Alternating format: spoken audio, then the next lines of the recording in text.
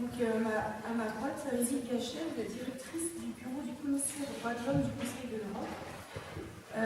Je rappelle, vous me direz si je me trompe, le commissaire a le rôle en fait, de promotion du respect des droits de l'homme, l'éducation du respect et de déceler les insuffisances. Jean-Paul Costa, vous êtes ancien président de la Cour européenne des droits de l'homme du Conseil de l'Europe et conseiller d'État honoraire. Aussi. Il est président de l'Institut international des droits de l'homme. Ça, c'est le président. Il a Yves Prigent, vous êtes responsable du programme Lutte contre la pauvreté et discrimination à Amnesty International. Et Josiane Vigo, vous êtes magistrate, conseillère près de la Cour d'appel de Colmar, ancienne juge pour enfants et présidente de l'association Tennis en faveur du droit des enfants. J'aurais une première question pour Yves Prigent. Depuis une dizaine d'années, Amnesty International travaille sur l'ensemble des droits humains et non plus essentiellement sur les droits civils et politiques comme à ses débuts. Et la campagne actuelle Exigeons la dignité a été lancée en 2009. Elle va, je pense, se poursuivre jusqu'en 2015. Vous montrez le lien entre pauvreté et droits humains. Vous pouvez nous en dire plus.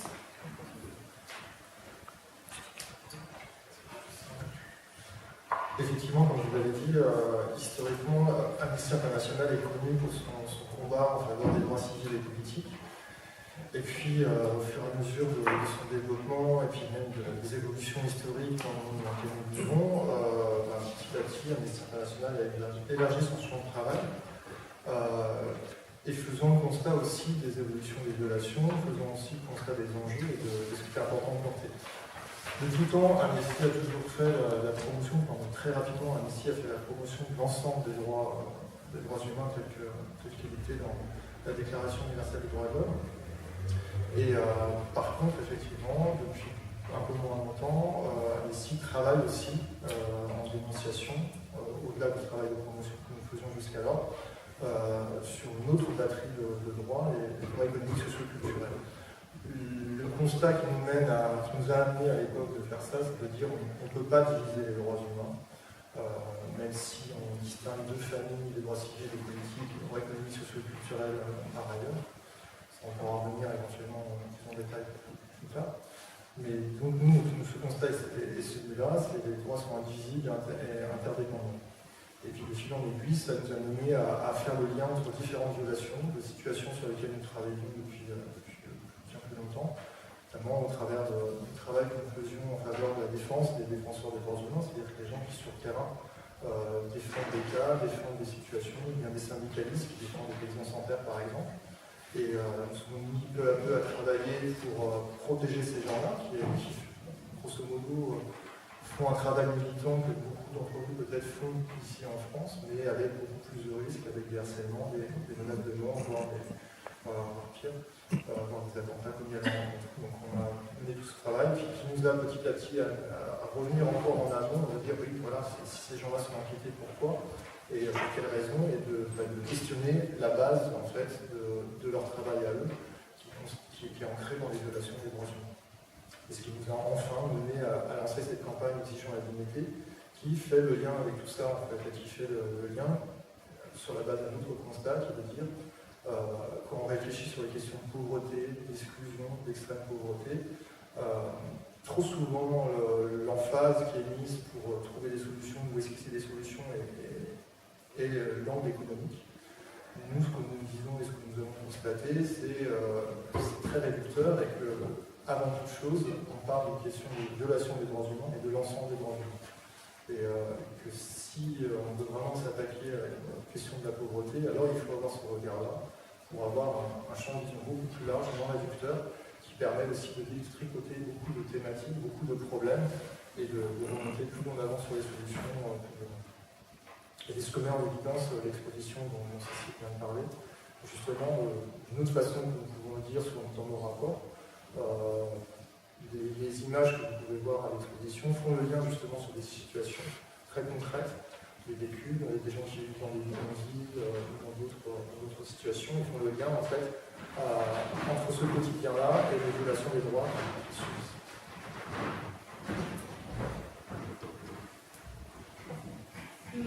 Une question pour Fabrice Gachet. Vous dites que la persistance des inégalités est un enjeu en fait pour la démocratie. Je vais vous expliquer encore.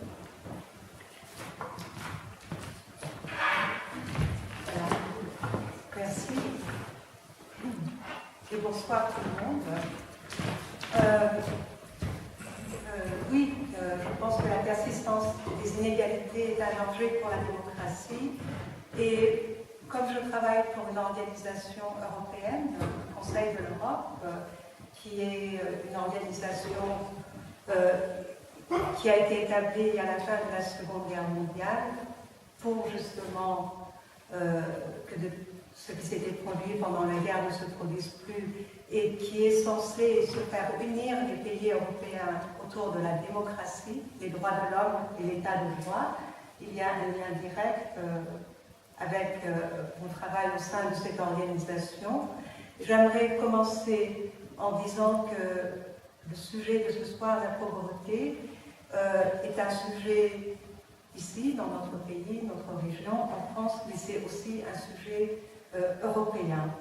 Et donner un éclairage plus large européen, en soulignant que dans la zone géographique Conseil de l'Europe, qui est la grande Europe, hein, c'est plus large que l'Union européenne, c'est 47 États membres du continent européen, avec 800 millions d'habitants. Et sur ces quelques 800 millions d'habitants de cette grande Europe, on estime aujourd'hui que plus de 150 millions vivent dans la pauvreté. C'est-à-dire dans des foyers qui disposent d'un revenu inférieur à la moitié du revenu médian national dans le pays en question. Alors, c'est donc une question qui a de l'ampleur, mais c'est aussi une question qui a une histoire, qui est historique, parce que cette pauvreté ne date pas d'aujourd'hui. Et en fait, depuis maintenant 20 ou 30 ans, des inégalités, notamment entre les riches et les pauvres sur notre continent, n'ont fait qu'augmenter dans les pays européens. La crise économique actuelle, qui se traduit par un fort chômage et une baisse des ressources de protection sociale, alourdit le fardeau des personnes qui sont déjà défavorisées.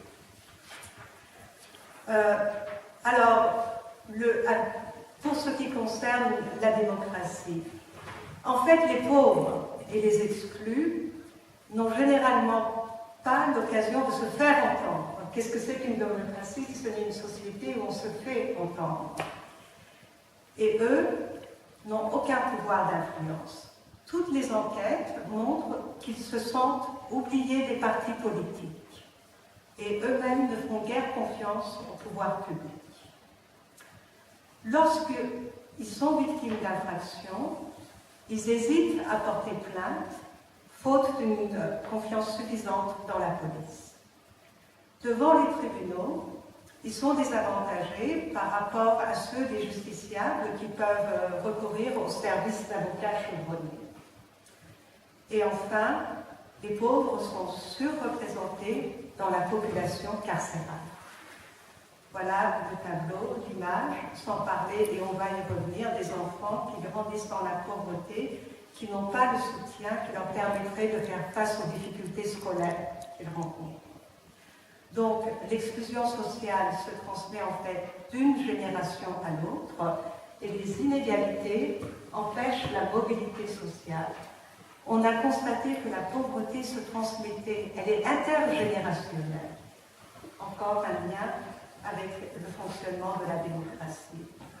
Il y a un déficit dans la mise en œuvre des normes de droits de l'homme, et ce déficit entraîne des violations. Et en fait, c'est la conclusion, souvent l'opinion croit de moins en moins foi en la justice sociale. Il y a un déficit de crédibilité dans l'histoire, le principe de justice sociale. Et ça, c'est vraiment un sujet d'inquiétude, parce que cela a de sérieuses conséquences sur la démocratie. Il y a un climat xénophobe actuellement, et aujourd'hui l'empathie est devenue quasiment inexistante dans nos sociétés. Donc tout ça, c'est quoi? En fin de compte, c'est une aubaine pour les extrémistes, parce que comme ça, la diffusion d'un message de peur est rendue beaucoup plus facile. Et là, c'est une menace pour la démocratie. Voilà.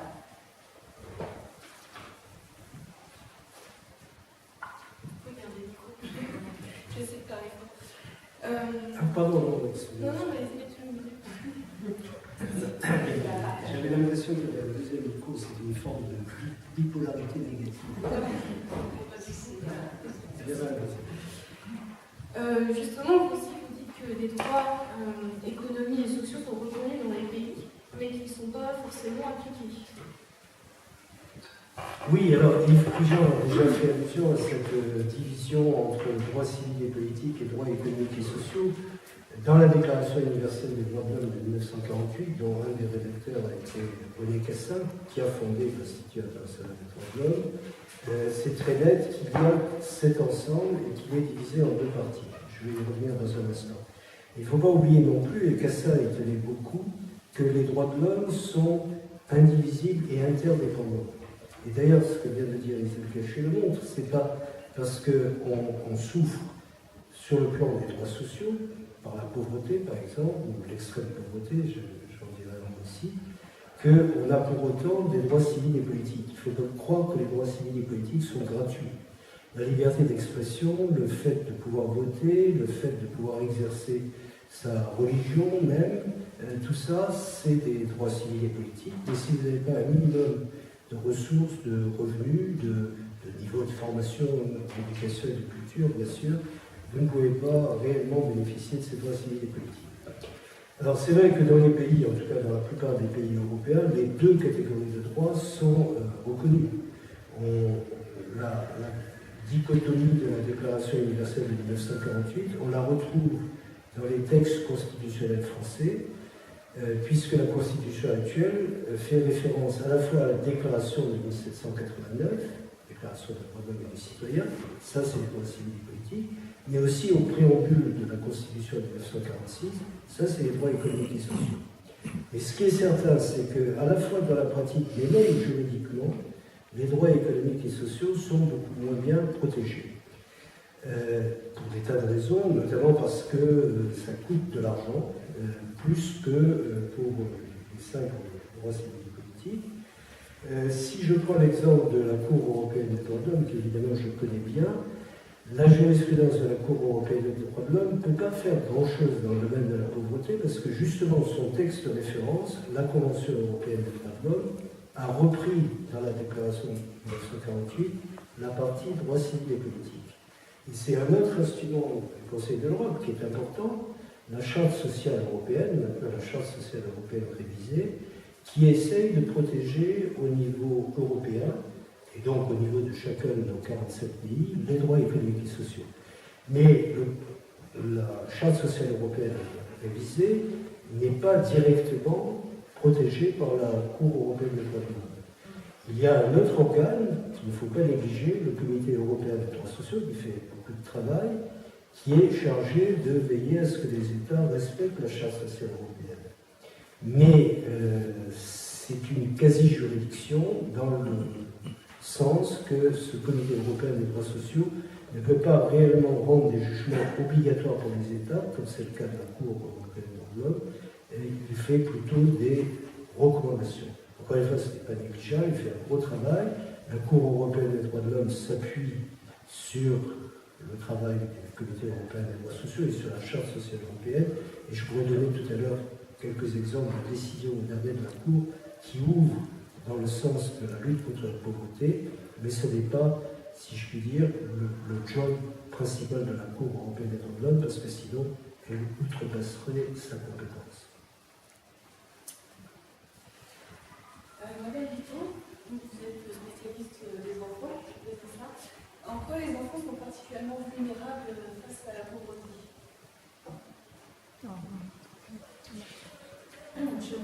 que ça va. Alors,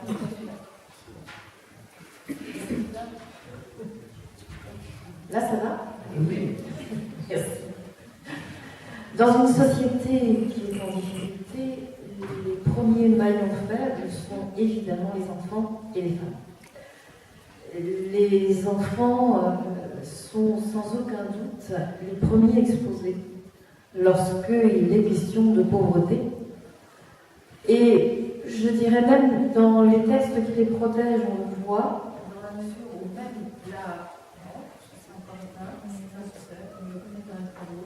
je crois que sinon il faut que je force vraiment la voix, vous n'entendez pas. Oui, je disais que même dans les textes internationaux, l'enfant souffre du fait précisément de la pauvreté et de la précarité de certains États. On l'a vu dans l'élaboration de la Convention internationale des droits des enfants, il a fallu réussir un équilibre extrêmement difficile qui est lié à la situation de précarité de certains États. On n'a pas pu aller jusqu'au bout d'exigences que l'on aurait eu volontiers dans nos pays d'Europe mieux lotis, mais on verra que la question n'est pas résolue définitivement, bien au contraire. Et on aurait aimé effectivement dans nos pays interdire le travail des enfants, tout simplement. Et cela a été impossible, puisque dans des pays, notamment d'Afrique et d'Asie, on ne pouvait pas demander aux États de supprimer le travail des enfants, puisque c'est en fait par ce travail-là que bon nombre de familles arrivent à subvenir aux besoins de tous. Donc c'est déjà à ce niveau-là que la pauvreté a son impact, même dans la protection internationale qui doit être apportée aux enfants. Ensuite, nous ne bénéficions pas, pour la question des droits des enfants, d'organismes internationaux qui viendraient les protéger, et de juridictions internationales surtout qui viendraient les protéger. Et je dis toujours, que serait aujourd'hui la Convention européenne des droits de l'homme et son respect s'il n'y avait pas eu la Cour européenne? Eh bien, c'est exactement la question que l'on peut se poser sur les droits des enfants.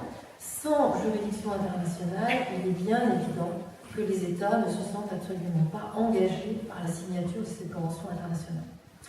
Donc la question de la Convention qui, dans un article 27, je crois, reconnaît la nécessité d'accorder à l'enfant et d'assurer à l'enfant le bien-être suffisant au niveau social et économique, reste lettre morte dans la mesure où on est dans l'incapacité de faire respecter ce texte.